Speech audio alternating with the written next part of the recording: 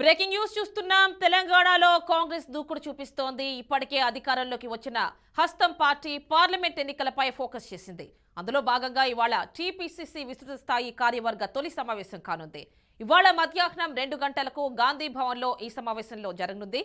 ఇక PCC chief CM Revanth Reddy అధ్యక్షతన జరిగే ఈ సమావేశంలో నూతనంగా నియమితులైన ఏఐసీసీ రాష్ట్ర ఇన్ఛార్జ్ దీపాదాస్ మున్షి, ఏఐసీసీ కార్యదర్శులు, మంత్రులు, అధికార ప్రతినిధులు పాల్గొనున్నారు.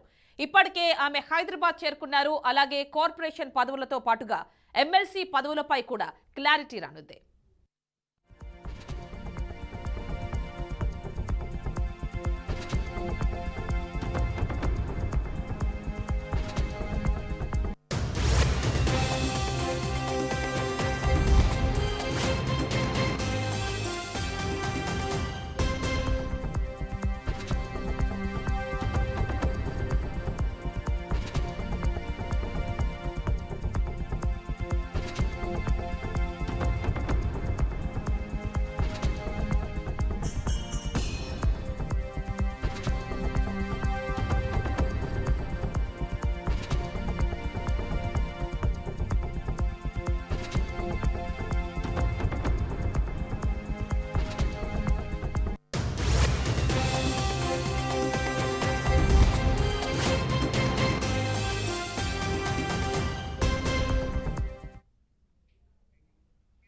అది మరి కాసేపట్లో టీపీసీసీ విస్తృత స్థాయి సమావేశం జరగనుంది. ఫుల్ డీటెయిల్స్ మా కరెస్పాండెంట్ కృష్ణవేణి గాంధీ భవన్ నుంచి అందిస్తారు.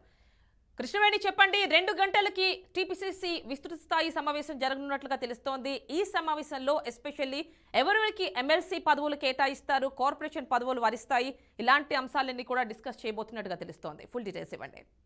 రైట్ క్యాబ్ని మరికొద్ది సేపట్లో గాంధీ భవన్లో టీపీసీసీ విస్తృత స్థాయి కార్యవర్గ సమావేశాన్ని నిర్వహించనున్నారు. దీనికి సంబంధించి అటు పీసీసీ అధ్యక్షుడు సీఎం రేవంత్ రెడ్డితో పాటు CM Revanth Reddy already clear గా ఇన్స్ట్రక్షన్స్ ఇచ్చారు. ఈ సమావేశం రాష్ట్రంలో ప్రభుత్వం ఏర్పడిన తర్వాత మొదటిసారి జరుగుతున్న సమావేశము. లాస్ట్ సండే ఈ సమావేశం జరగడానికి అన్ని ఏర్పాట్లు చేశారు. కానీ అప్పుడు రేవంత్ రెడ్డి కలెక్టర్లతో సమావేశమైన నేపథ్యంలో కూడా జనవరి 1st వీక్ లో ఈ సమావేశాన్ని నిర్వహిద్దామని కూడా ముందు నుంచి ప్లాన్ చేస్తూ వస్తున్నారు. దీనికి సంబంధించి ఈ రోజు ఈ సమావేశాన్ని నిర్వహిస్తున్నారు.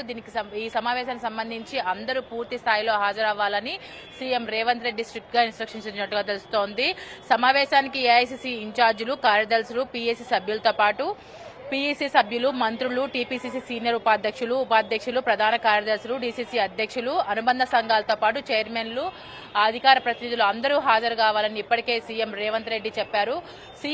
రేవంత్ రెడ్డి సీఎం అయిన తర్వాత పార్టీకి పూర్తి స్థాయిలో సమయాన్ని కేటాయించలేకపోతున్న నేపథ్యంలో తనకు వీలు దొరికిన ప్రతిసారి లోక్సభ ఎన్నికలు సమీపిస్తున్నాయి. ఈ నేపథ్యంలోనే ఖచ్చితంగా పార్టీ మీద దృష్టి సాధించాల్సిన అవసరం ఉంది. కాబట్టి కార్యవర్గ సమావేశాన్ని ఈ రోజు ఖచ్చితంగా నిర్వహించాలని ఖచ్చితంగా స్ట్రిక్ట్ గా ఇన్స్ట్రక్షన్స్ అయితే ఉండడం వల్ల ఈ రోజు ఈ సమావేశాన్ని అయితే నిర్వహిస్తున్నారు. లోక్సభ ఎన్నికలు ప్రాధాన్యంగా ఈ సమావేశం అయితే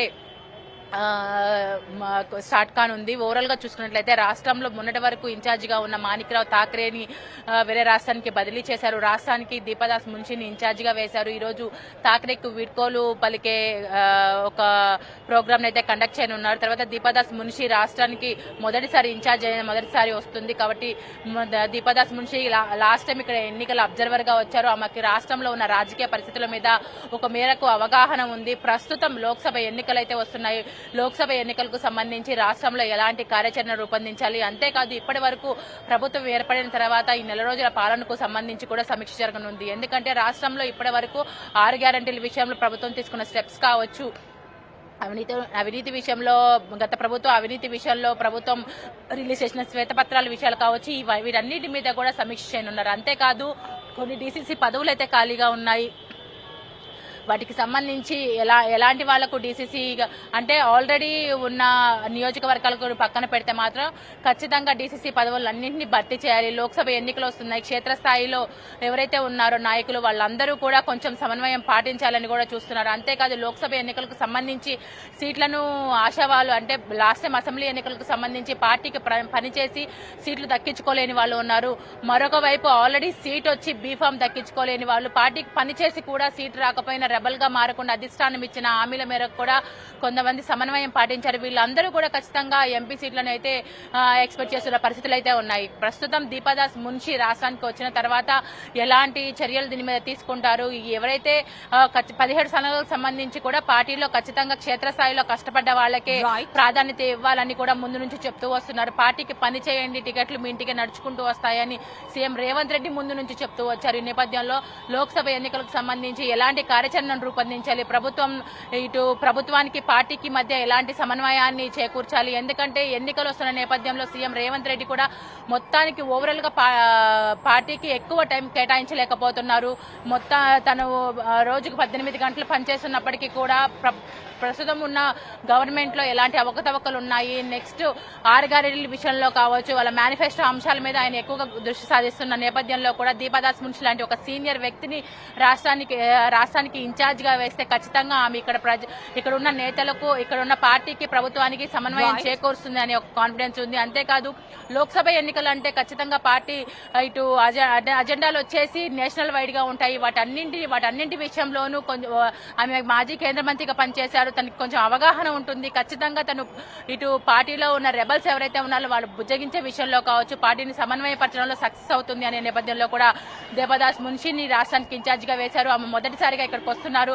పార్టీ నేతలతో ఏం మాట్లాడతారు అనేది కూడా కీలకంగా మారింది. అంతేకాదు ఇటు నామినేటెడ్ పోస్టుల విషయంలో కావచ్చు, టీఎస్పీఎస్సీ ప్రక్షాళన విషయంలో కావచ్చు, వీటన్నిటి విషయంలో కీలకంగా మారనున్నాయి. ఎందుకంటే నామినేటెడ్ పోస్టులో ఆల్రెడీ పార్టీలో క్షేత్రస్థాయిలో కష్టపడ్డ వాళ్ళు ఎవరికి అన్యాయం జరగకుండా వాళ్ళకి నామినేటెడ్ పోస్టులను ఇవ్వాలని ఆల్రెడీ రాహుల్ గాంధీ కూడా పార్టీలో ఉన్న కీలక నేతలకు చెప్పినట్లుగా తెలుస్తుంది. అంతేకాదు టీపీసీసీ ప్రక్షాళన, ఇది ముఖ్యంగా వాళ్ళ జాబ్ క్యాలెండర్ ఏదైతే మేనిఫెస్టోలో ఆఖరి పేజీలో ఉంచారో జాబ్ క్యాలెండర్ తగ్గట్టుగా నోటిఫికేషన్లు విడుదల చేయాలి, అంటే టీపీసీసీ ప్రక్షాళన చేయాలి. ఆల్రెడీ అటు గవర్నర్ తమిళసై వాళ్ళ రాజీనామాలను ఆమోదించలేదు. ఖచ్చితంగా ఇటు జాబ్ క్యాలెండర్ లో ఇచ్చినట్లుగా కూడా వాళ్ళు నోటిఫికేషన్లు విడుదల చేయనట్లయితే ఎలక్షన్స్ మీద ఆ ఎఫెక్ట్ ఏమైనా పడే అవకాశం ఉంది. వీటన్నింటికి సంబంధించి ప్రభుత్వం విషయంలో కావచ్చు, నెక్స్ట్ తీసుకోవాలి.